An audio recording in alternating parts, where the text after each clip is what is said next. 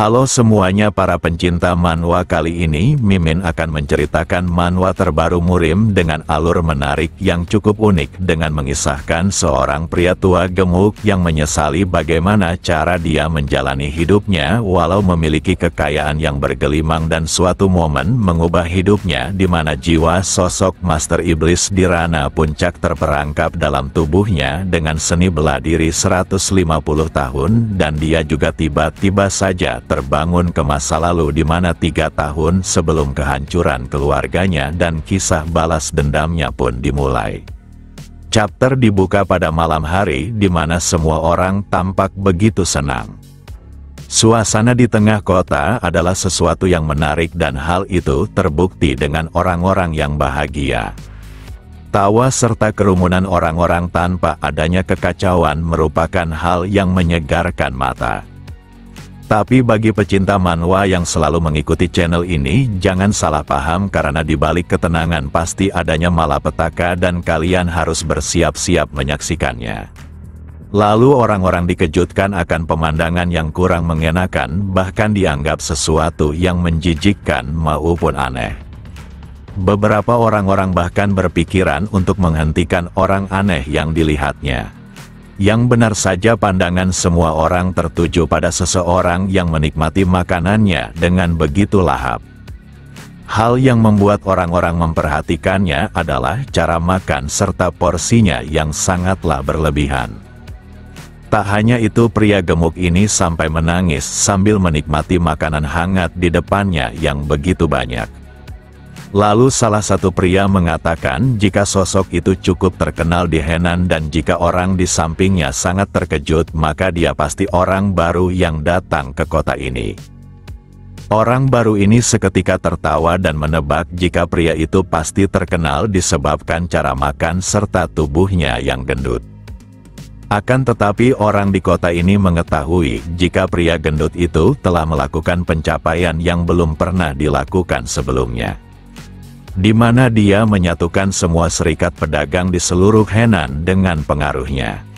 Orang yang sebelumnya tertawa kini sangat terkejut disebabkan tak menyangka sosok yang sangat terkenal itu adalah pria yang gendut dan aneh. Sosok ini bernama Yonwarin dan dia berasal dari serikat pedagang Sky Ocean dengan ketamakan makan yang sangat aneh. Di saat yang sama pelayannya datang dan meminta tuannya untuk berhenti karena normalnya orang biasa akan makan 3 kali sehari, tapi tuannya malah menghabiskan 1 kali porsi makan yang setara 3 hari makan orang biasa. Pelayannya bahkan menarik tuannya agar berhenti karena dia akan menyakiti dirinya sendiri jika seperti ini terus, dan orang-orang yang mengenalnya tak menyangka jika pria gendut itu dulunya tuan muda yang tampan. Sambil menangis, Yonwarin mengatakan jika dia berhenti maka hal itu akan terus menghantuinya. Pelayannya mengerti yang dimaksud tuannya di mana hari buruk pernah menimpanya. Meski begitu pelayannya tak sanggup melihat nasib tuannya yang seperti ini, dan jika tak berhenti maka dia pasti akan mati. Setelah itu mereka meninggalkan keramaian dan mulai bergerak di tengah hutan menggunakan kereta. Di sana Yonwarin melepaskan semua perhiasan yang ada di tubuhnya sambil menegaskan jika semua kekayaannya terasa tak berarti untuknya. Walau dia sudah mencoba menutupi luka yang tidak akan pernah sembuh dengan makan serta perhiasan yang melimpah, tapi semuanya gagal. Yonwarin berpendapat jika rasa sakit kehilangan seseorang harus diobati dengan orang lain, tapi dirinya terus mendapatkan mimpi buruk sejak hari itu meskipun dia sudah berusaha menyenangkan dirinya dengan segala yang ada di kota, baik harta maupun perempuan. Pelayannya yang mendengar tampak sangat sedih dengan memanggilnya tuan muda. Seketika Yonwarin tersenyum karena dia masih memiliki orang yang berharga seperti pelayannya. Sudah beberapa tahun sejak dirinya menjadi kepala serikat pedagang Sky Ocean, tapi dia tetap saja memanggilnya dengan sebutan tuan muda dibandingkan kepala serikat pedagang. Bagi wanita ini, Yonwarin akan selalu menjadi tuan muda dari klan Tianzong, dan Yonwarin baru menyadari jika Yowa yang merupakan pelayannya selama ini sudah memiliki kerutan di dahinya. Di masa lalu saat dirinya meninggalkan klan dan menikah dengan keluarga lain, tapi Yowa tetap mengikutinya sehingga Yowa bukanlah sekedar pelayan baginya, melainkan sudah seperti keluarga. Jika bukan Yowa, maka dirinya pasti sudah mati sejak dahulu karena tak ada yang mengurusinya. Mimpi buruk itu dimulai dengan kehancuran klan Tianzong yang tak dapat terhindarkan. Yonwarin merupakan seorang anak yang sangat membenci keluarganya dan paling membenci ayahnya lebih dari siapapun. Saking bencinya dia meletakkan sebuah patung di depan kediamannya sebagai pengganti dirinya. Jika ayahnya bertanya di mana dirinya, maka Yowa hanya perlu menunjukkan jalan menuju ke patung tersebut. Tidak lama setelah itu Yonwarin benar-benar meninggalkan keluarganya meskipun dia merupakan anak tertua dari klan Beladiri yang dulu pernah berkembang melalui pernikahan yang telah diatur oleh keluarganya dan keluarga pedagang Sky Ocean. Saat itu Yonwarin tidak menolaknya karena dia membenci keluarganya dan beberapa tahun setelahnya klan Tianzong diserang oleh Sekte Dabi.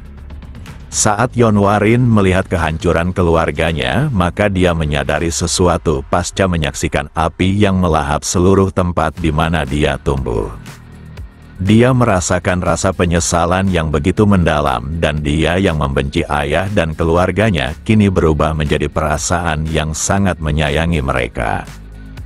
Yonwarin yang tak tahan akan rasa penyesalan itu melakukan hal gila dengan melukai kepalanya sendiri melalui patung yang diletakkannya untuk menggantikan dirinya saat ayahnya ingin menemuinya. Jika Yowa tidak datang menghentikannya, maka Yonwarin sudah mati akibat tindakan nekatnya yang dilandasi oleh rasa penyesalan. Sejak hari itu hidupnya tak berarti lagi, bahkan semua kekayaan serta kejayaannya dalam grup pedagang terasa tak berguna. Kembali ke cerita yang sekarang di mana Yowa tercengang mendengar saat tuan mudanya bertekad untuk berubah sekaligus memperbaiki hubungan dengan istrinya, bahkan ingin menghilangkan lemak yang ada di tubuhnya.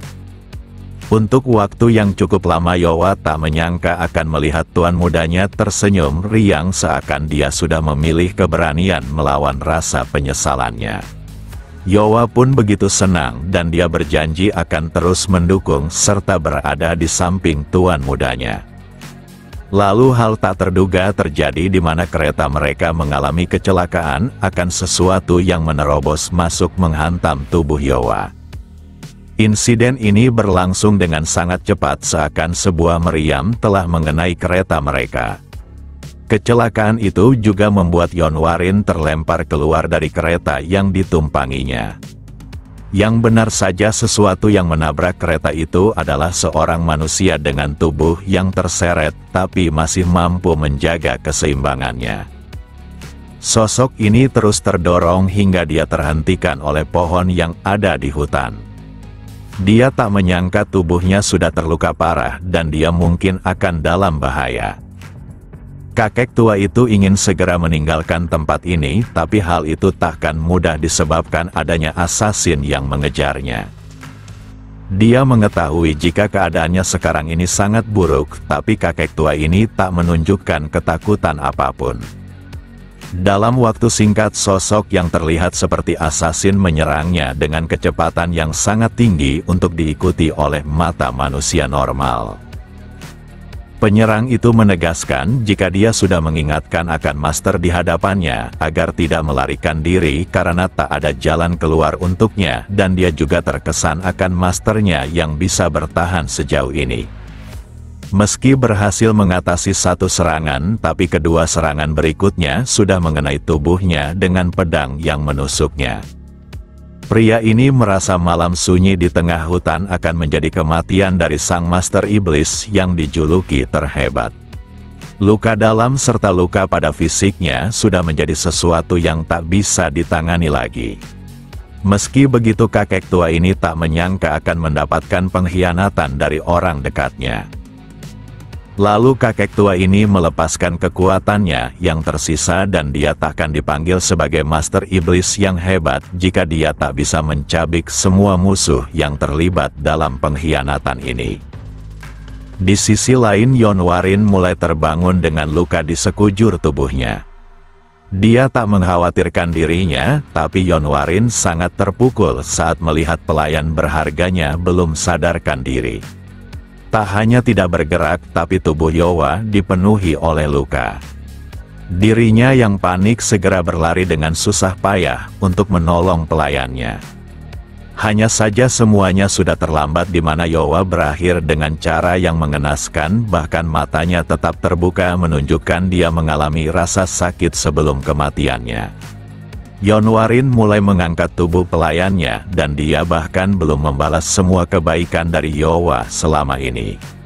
Dia pun menangis sambil berteriak dengan mempertanyakan kenapa semua kemalangan terjadi pada dirinya dan orang-orang terdekatnya. Sementara itu sang Master Iblis sudah menyelesaikan pertarungannya dan dia mulai melangkahkan kakinya untuk meninggalkan hutan ini. Hanya saja lukanya sangat parah dan untuk bertahan sebelum jantungnya berhenti maka dia harus menemukan tubuh baru sebagai wadahnya. Sebagai Master Iblis yang sudah melewati kejamnya dunia, dirinya sudah menciptakan teknik terlarang yang disebut perpindahan jiwa. Akan tetapi tubuhnya sekarang ini sudah diambang batas dan dia takkan bisa keluar dari hutan ini dengan sisa tenaganya yang tersisa. Di saat yang sama sebuah harapan kembali muncul di mana seseorang baru saja tiba dengan memanggilnya. Orang yang memanggilnya adalah Yonwarin dan dia datang untuk membalas dendam atas kematian Yowa. Dia tak peduli jika kakek di depannya harus bertarung bahkan menghabisi seluruh orang di dunia, tapi dia baru saja melibatkan wanita yang sangat berharga untuknya. Maka dari itu dia akan membalaskan dendamnya dengan mencabik serta memisahkan tiap bagian dari tubuh kakek tua tersebut. Hanya saja sang Master Iblis bukanlah sosok yang dapat diatasi oleh manusia biasa walau keadaannya sedang sekarat. Dikarenakan Yonwarin dalam jangkauannya, maka dia melesatkan jarinya untuk mencapai bagian tubuhnya. Dengan mengincar titik tertentu, maka targetnya takkan bisa bergerak. Yonwarin yang tadi bekali bela diri tak bisa menghindarinya dan dia berakhir dengan menyedihkan. Dia pun tersungkur jatuh tanpa bisa melakukan apapun lagi pada pelaku dari kematian Yowa. Walau dia terus memberontak, tapi tubuhnya enggan mendengarkannya. Lalu sang Master Iblis mendekatinya dengan susah payah sambil mengatakan jika si gemuk di hadapannya seharusnya tidak memperlakukan kakek tua yang terluka seperti ini dan kematian keluarganya bukanlah sesuatu yang disengaja. Yonwarin tak menyangka jika kakek tua yang ditargetkannya adalah seorang praktisi bela diri, tapi dia sudah tidak bisa menahan amarahnya atas kematian Yowa. Sang Master Iblis menginginkan tubuh seorang pemuda yang berbakat, sehingga dia bisa berkembang dengan cepat, tapi sekarang dia tak punya waktu untuk memilih. Kehadiran seseorang di tengah hutan sudah dianggapnya sebagai sebuah keberuntungan serta pertolongan dari langit dan dia takkan melepaskan kesempatan ini karena hidupnya sudah di ujung tanduk. Sekarang dia hanya perlu bertahan dan segera memulai ritual perpindahan jiwanya. Dia juga tak lupa memasukkan esensi bela diri yang bernilai 160 tahun sebagai ki melalui tangan kirinya. Lalu dia akan memanfaatkan tangan kanannya untuk mengalirkan jiwanya ke dalam wadah barunya. Dengan ini, maka dia seharusnya mendapatkan tubuh baru sekaligus tidak kehilangan bela dirinya yang senilai ratusan tahun. Setelah melakukan teknik terlarang tersebut, maka sang Master Iblis pun tak bernyawa lagi. Kemudian Yonwarin bangun sambil menyingkirkan tubuh yang berada di atasnya. Siapa sangka sang Master Iblis benar-benar berhasil melakukan teknik terlarangnya. Sekarang tubuh Yonwarin telah menjadi miliknya, menunjukkan jika dia telah lolos dari kematian. Sekarang dia hanya perlu memulihkan kekuatannya dan membalas dendam atas semua perlakuan yang diterimanya. Hanya saja dirinya merasakan ada sesuatu yang aneh pada tubuh barunya dengan tidak mendengarkan perintahnya. Roh sang Master Iblis tak menyangka jika kejadian seperti ini akan terjadi. Dia yakin tubuh barunya bukanlah berasal dari dunia murim, bahkan jika orang itu menguasai seni bela diri maka ki serta power spiritualnya seharusnya mampu menekannya. Hanya saja roh milik Yonwarin enggan menyerah dengan tak ingin merelakan tubuhnya. Alasan dibalik kehadirannya ini adalah rasa yang begitu kuat untuk membalaskan dendam klannya sehingga kedua jiwa mereka berdua saling bertabrakan untuk menguasai satu tubuh. Jiwa sang Master Iblis terkesan pada keinginan kuat Yonwarin, tapi dia hanyalah manusia biasa. Sekuat apapun dia melawan, namun jiwa sang Master Iblis terlalu kuat dan jiwa Yonwarin mulai menghilang. Di saat yang sama assassin yang menyerangnya bangkit kembali. Dia tak menyangka jika sang Master Iblis memiliki teknik yang sangat mengerikan dan julukannya yang begitu hebat bukanlah sesuatu yang dilebih-lebihkan. Bahkan para petinggi kultus iblis yang memiliki nama besar sampai menunjukkan rasa hormat padanya. Tapi sekarang dia takkan melewatkan kesempatan ini untuk menghabisinya sebelum dia memulihkan kekuatannya. Sang Master Iblis baru saja mendapatkan wadahnya dan dia belum bisa menggunakan kekuatannya untuk sementara waktu sehingga tak bisa menghindari serangan. Dengan ini maka hidupnya telah berakhir sekaligus mengakhiri legendanya sebagai Sang Master Iblis terhebat. Lalu hal mengejutkan terjadi di mana Yonwarin tiba-tiba saja membuka kedua matanya di tempat yang seakan tidaklah asing. Dia dapat melihat jika dirinya sekarang ini berada di sebuah tempat perawatan disebabkan obat-obat dalam jumlah banyak ada di dalam ruangan ini. Kemudian dia meminum sesuatu disebabkan tenggorokannya sangat kering, dan ternyata air itu adalah obat yang pahit. Kemudian dia melihat tangan miliknya yang tak seperti seharusnya dan hal itu sangatlah mengejutkannya. Seketika Yonwarin berteriak akan keanehan yang dialaminya hingga memecahkan mangkuk di tangannya sambil memeriksa tubuhnya. Dia terus bertanya-tanya apa yang sudah terjadi pada dirinya dan kenapa dia menjadi seperti ini. Di saat yang sama seorang pelayan datang disebabkan mendengar teriakan tuan mudanya. Gadis ini sangat khawatir dan menanyakan apakah tuan mudanya baik-baik saja dan apakah dia membutuhkan sesuatu. Lalu Yonwarin segera menyentuhnya dengan cukup erat sambil menanyakan apakah gadis di depannya adalah Yowa. Tingkah itu membuat pelayan ini kaget dan menganggap jika tuan mudanya pasti terbangun dari mimpi buruknya. Yonwarin yang mendengar itu juga berpikiran demikian, tapi hal mengejutkan lainnya terjadi saat dia menginjak serpihan benda yang dipecahkannya. Meski terluka dia tak bergeming dan hanya penasaran kenapa dia merasakan rasa sakit padahal kejadian ini hanyalah mimpi belaka. Dia pun mulai kebingungan karena kejadian ini terlalu nyata untuk disebut mimpi. Kemudian Yonwarin mulai mengumpulkan informasi dalam otaknya dan mulai menebak di mana dirinya sekarang. Untuk memastikannya maka dia harus melihat sesuatu dan Yowa mencoba menghentikannya karena dia sebaiknya mengobati kakinya terlebih dahulu. Lalu Yonwarin berhenti di depan patung yang diletakkannya di masa lalu sebelum kehancuran keluarganya. Saat itu dia benar-benar terpukul dan mentalnya dipenuhi amarah serta penyesalan yang tak berujung. Momen ini juga yang membuatnya mendapat bekas luka di dahinya dengan mencoba menghabisi dirinya sendiri melalui patung tersebut. Sambil menangis Yonwarin menanyakan kapan dia meletakkan patung di depannya untuk menggantikannya saat ayahnya datang. Dengan wajah polos Yowa menjawab jika sudah 5 hari sejak patung itu berada di sana. Namun Yonwarin belum percaya jika yang dilihatnya bukanlah sebuah mimpi dan dia harus membuktikannya sendiri. Yang benar saja dia malah menghantam kepalanya di patung tersebut hingga dahinya kembali terluka. Akan tetapi tak seperti di masa lalu, kini patung itu malah dihancurkan menunjukkan jika tubuhnya saat ini sudah berbeda. Dulunya dia hanyalah tuan muda lemah yang sakit-sakitan, tapi sekarang dia tampak menakutkan dengan kekuatan yang sulit dipahaminya. Kejadian ini membuat Yowa begitu panik sambil berlari menuju ke tuan mudanya. Kini Yonwarin sadar jika hal ini bukanlah sebuah mimpi dan dia benar-benar kembali ke masa lalu. Tak hanya itu, dia berada di momen yang sangat tepat di mana 3 tahun dari sekarang adalah kehancuran dari keluarganya. Semua orang yang melihat kejadian ini sangat terkejut dan tak mengerti kenapa tuan mudanya bersikap seperti itu.